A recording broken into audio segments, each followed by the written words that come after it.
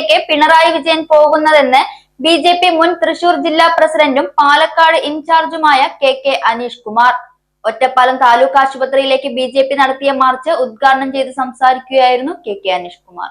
കേരളത്തിൽ സാധാരണക്കാരന് പാരസെറ്റമോൾ ഗുളിക പോലും ലഭിക്കാത്ത സാഹചര്യമാണ് നിലനിൽക്കുന്നത്. എന്നാൽ ആരോഗ്യ മേഖലയെയും മറ്റ് പൊതുരംഗങ്ങളിലും കേരളം വൻ മുന്നേറ്റം നടത്തുന്നെന്ന് പൊങ്ങച്ചം പറയുന്ന പിണറായി വിജയൻ ഗവൺമെന്റ് കോട്ടയത്ത് നടന്ന വീട്ടമ്മയുടെ ആശുപത്രി ദുരന്തത്തിൽ കേരളം പൊതുസമൂഹത്തോട് മാപ്പ് പറയണമെന്നും ഒറ്റപ്പാലം താലൂക്ക് ഹോസ്പിറ്റലിലേക്ക് ബിജെപി നടത്തിയ മാർച്ച് ഉദ്ഘാടനം ചെയ്തുകൊണ്ട് കെ അനീഷ് കുമാർ ആവശ്യപ്പെട്ടു. ബിജെപി പാലക്കാട് വെസ്റ്റ് ജില്ലാ vice president MP Satheesh Kumar അധ്യക്ഷത വഹിച്ചു. ജില്ലാ ട്രഷറർ സുരേഷ് ബാബു, ബിജെപി മധ്യമേഖലാ സെക്രട്ടറി ശങ്കരൻകുട്ടി, ജില്ലാ ജനറൽ സെക്രട്ടറി സിനി മനോജ്, ജില്ലാ വൈസ് പ്രസിഡന്റുമാരായ EP Nandakumar, P Satyabhama, Suma Babu, N Manikandan, K Prasad, KV Jayan, K Pramod Kumar, മണ്ഡലം പ്രസിഡന്റുമാരായ സുമേഷ് ചീരത്തൊടി, രഞ്ജിത്ത് R, സ്മിത, രാജേഷ് വെള്ളോത്ത് എന്നിവർ സംസാരിച്ചു.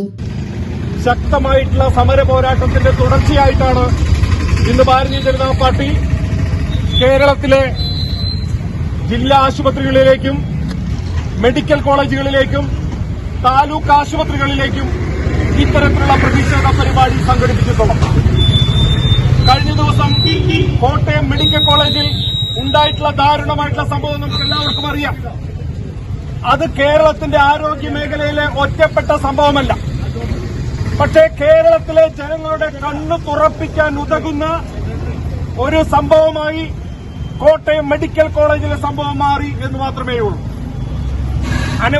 നിരവധിയായി കേരളത്തിൽ നടക്കുന്ന ആരോഗ്യ മേഖലയിൽ നടക്കുന്ന സംഭവങ്ങളുടെ തുടർച്ചയാണ് കോട്ടയത്തുണ്ടായത്.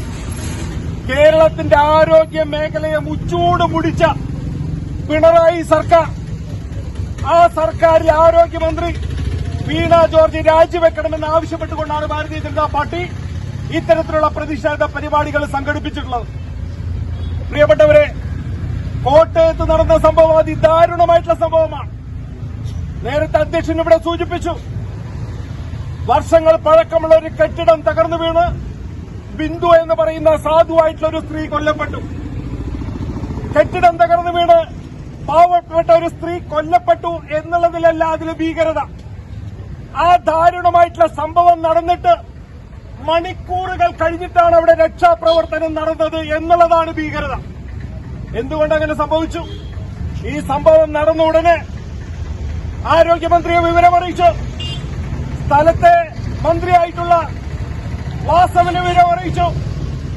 ഈ വിവരമറിയിച്ച് മണിക്കൂറുകൾ കഴിഞ്ഞിട്ടാണ് ഈ മന്ത്രിമാര് സ്ഥലത്തെത്തിയത്. വിവരമറിഞ്ഞ ഉടനെ മുഖത്ത് പുട്ടിയൊക്കെ ഇട്ട് നല്ല വസ്ത്രമൊക്കെ ധരിച്ച് മണിക്കൂറുകൾ കഴിഞ്ഞ് അങ്ങനെ നമ്മുടെ ആരോഗ്യമന്ത്രി എത്തി.